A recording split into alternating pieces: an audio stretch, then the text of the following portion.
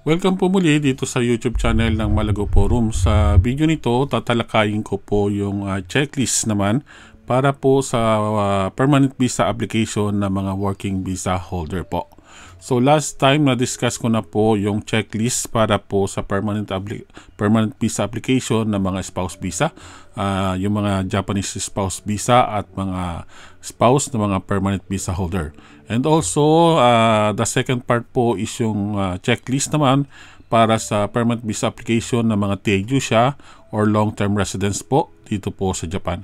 Then this last one po ay para nga po sa mga working visa holder po. Okay? So kung kayo ay ganitong type ng visang hawak nyo, working po kayo, isang OFW po dito sa Japan at nagnanais po na makapag-apply ng permanent visa, so watch this video po until the end. Okay, sa working visa, kasi marami pong type yan, no? So ang pinaka-common po siguro sa atin ng mga kababayan na merong hawak ng ganitong visa is yung mga engineer at yung humanities and business administration po. And also yung mga, although wala pa siguro masyadong may hawak, is yung SSW type 2 visa po. So kapag ganitong klaseng visa ang hawak nyo ngayon, meron po kayong legit po kayong makapag-apply ng permanent visa kung nanaisin nyo po, basta't pasado na po kayo sa checklist na babanggitin po ko po dito sa video nito.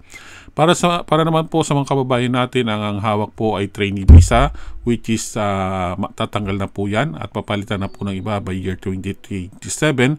And also yung mga SSW, specified skill visa po, type 1. So kapag ganito po ang klaseng visa ang hawak nyo ngayon, sorry na lang po at wala po sa policy po nila na makapag-apply po kayo ng permanent visa. Okay? So hindi po kayo kasama dito.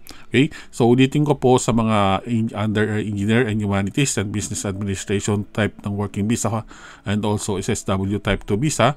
So kapag ganito po ang hawak nyo ngayon, then legit po na makapag-apply kayo ng permanent visa kung nanaisin nyo po. Okay? So para po malaman nyo itong checklist para po sa mga OFW na working visa holder nga po, then watch this video po until then para po maging aware po kayo at maging reference nyo po ito para po sa inyong application. Okay. So let's start po. Number 1 in the checklist po is yung period kung gaano na po kayo dapat naninirahan dito sa Japan po. So ayon po sa checklist po nila, kinakailangan pong nakapag-stay at nagtatrabaho na kayo dito sa Japan ng more than 10 years bago po kayo maging eligible na makapag-apply ng permanent visa po sa ngayon. Okay? So dito, kung working visa lang po kayo from the start na pumasok nga po dito sa Japan, kailangan 10 years straight po yan.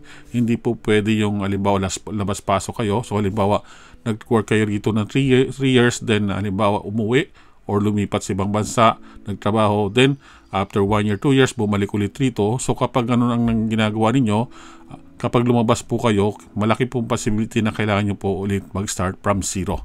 So bibilangin ulit po yung year ng pagtatrabaho nyo po dito sa Japan. Okay? So kinakailangan po ay straight po. But then halimbawa ang dati nyo pong visa is spouse visa pa po kayo or Teijusha, then naging working visa po kayo later on. So kinakailangan lang po na 5 years. Ang kailangan po na 5 years straight kayo as a working visa holder at yung eligible na kayo makapag-apply ng permanent visa po. Okay? So that is the number 1. Yung period ng stay or working nyo po dito sa Japan is kinakailangan 10 years kung working visa holder kayo, and from from other visa to working visa, then kinakailangan po ng at least 5 years po. Okay? So let's go for number 2, which is residence tax or Juminsei po. So ayon po dito sa checklist po nila, kinakailangan po nakapagbayad na kayo ng state ng at least more than 5 years po. Yung pagbabayad nyo wala pong palya, nagbabayad po kayo ng on time, wala pong unpaid period, at hindi po dapat late yung payment po ninyo. Okay? So dito sa Juminsei kasi dito nakikita kung gaano rin kalaki yung annual income ninyo, kung talagang masasabi bang financially capable ba kayo and mayroong stable job. Also halimbawa kung talagang working visa holder po kayo, ang bilang advice ko lamang po, as possible, wag po kayong palipat-lipat ng trabaho. As possible is halimbawa kung maganda yung isang employer or company na pinapasukan nyo ngayon, as possible po wag kayong palipat-lipat kasi dito sa Japan, mas parang binibigyan nila ng malaking consideration yung mga employer or mga foreigner na nag-apply nga po ng permanent visa na hindi po palipat-lipat ng employer or company. Okay? So, ibig sabihin kasi pag halimbawa hindi siya lumilipat, nakikita rito na stable yung trabaho niya at yun nga, meron pumapasok na pera or monthly income niya. So, financially capable po siya. So, ganun po yung parang magiging evaluation po nila doon sa isang applicant na working visa holder para po sa permanent visa application nga po niya. Okay? So, ulitin ko po, para po sa Juminsei or residence tax, kinakailangan makapagbayad kayo ng more than 5 years po. Okay? So, on time at wala po mga unpaid period at hindi po late yung pagbabayad po ninyo. So, going to number 3 checklist po is tungkol po naman sa national taxes po. So, ito lang po is kung required lang po kayong magbayad kung halimbawa meron kayong ibang dapat bayaran type ng taxes maliban po sa residence tax or income tax, then yung mga yun po is kinakailangan nyo din pong bayaran. Okay? So, with regards dito sa number 3 items kasi meron kayong kukunin na isang document sa tax agency na merong jurisdiction dyan sa lugar po ninyo kung saan po kayo naninirahan dito sa Japan. Doon mapapakita na kung nagbabayad po ba kayo or exempted kayo sa pagbabayad ng ganito mga klaseng taxes po. Okay? So, that is number 3 po. Then next is about sa national pension or Kokumin Nenkin or Kosei Nenkin po. So this one is nakalagay po sa checklist nila na dapat nagbabayad kayo. Meron kayong nabayarang contribution for at least for more than 2 years po. Okay? So also dapat walang unpaid period at wala po kayong late payment po. So ulitin ko po, pagdating po sa pension, kailangan at least more than 2 years po yung pagbabayad po ninyo. So, make sure na yung hindi walang patlang, kailangan paid po lahat at wala pong late payment po. Okay?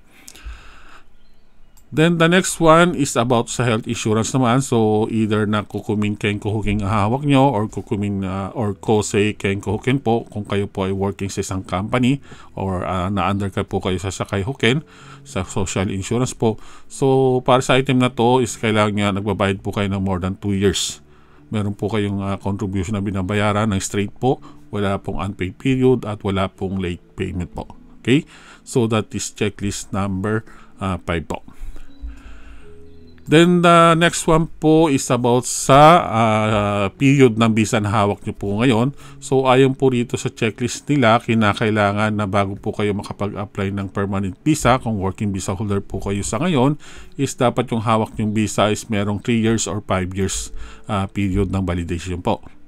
So ibig sabihin nito, yung mga 1 year lang na nakatanggap ng working visa nila, so it means na hindi po kayo pwede mag-apply ng permanent visa kahit halimbawa is 10 years na kayong naninirahan or working dito sa Japan. So dapat ang unang gawin po ninyo is dapat makatanggap muna ng 3 years or 5 years na working visa period para po masabing legit na kayo makapag-apply ng permanent visa. Okay? So, kasi ang kadalasan din, marami din po tayong mga kababayan na working visa holder na ang period ng visa nila is 1 year lang. So, madalas ibinibigay nila na 1 year kapag nakikita nilang palipat-lipat po kayo ng trabaho. Wala kayong parang stable na employer or company na pinapasukan. So, that is the disadvantage or demerit nga po kapag palipat-lipat kayo ng isang company or employer po. So katulad ng sabi ko po kanina, as possible, stay on the company na pinagtatrabahuhan nyo kung maganda naman po yung treatment at magandang pasahod, at wag po kayong palipat-lipat. Lalo na kung halimbawa is talagang target nyo na makapag-apply ng permanent visa in the future po. Okay? Then the last one po, the last checklist po is yung immigration violation. So kinakailangan ipakita niyo na simula nung pumasok kayo dito sa Japan, nanirahan at nagtatrabaho po until the time na nag-apply po kayo ng permanent visa is wala po kayong nakumit na any immigration violation or any police crime na yung nabigyan kayo ng mabigat na penalty na kulong kayo. So kailangan wala po kayong mga ganung bad record po. Okay? So, meron po mga nagtatanong na kapag merong mga traffic violation po, related traffic violation, kung hindi naman po masyadong ganong kabigat, halimbawa nabigyan kayo ng ilang mga minus points sa license po ninyo, I think wala pong maging ganong hindi po sabit yan para po mabigyan kayo ng permanent visa kung mag-a-apply po kayo. Ito ay ang binabanggit lamang po nila dito is mga mabibigat na kaso po at nabigyan po kayo ng mabigat din na penalty. At halimbawa na tatanggalan kayo ng visa before or naging TNT po kayo. So that is ang mayan po is mabigat na kaso. So kapag may mga ganyang bad record po kayo, malaki po ang possibility na hindi po kayo mabigyan ng permanent visa kahit na mag-apply po kayo. Okay? So that's it po. Ulitin ko po yung mga checklist item. So number 1 is kailangan maka 10 years po muna kayo rito working and living here in Japan bago po kayo masabing eligible na makapag-apply ng working visa. Then number 2, yung residence tax payment nyo is dapat at least maka 5 years po kayo. Okay?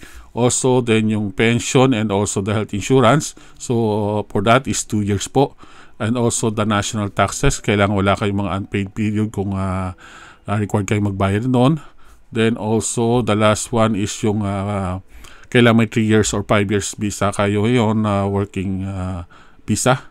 So kapag 1 year hindi pa po pwede. And the last one is yung immigration violation or police crime. Kailangan wala po kayong na-commit simula nung pumasok kayo ng Japan at until the time na mag-apply po kayo ng permanent visa.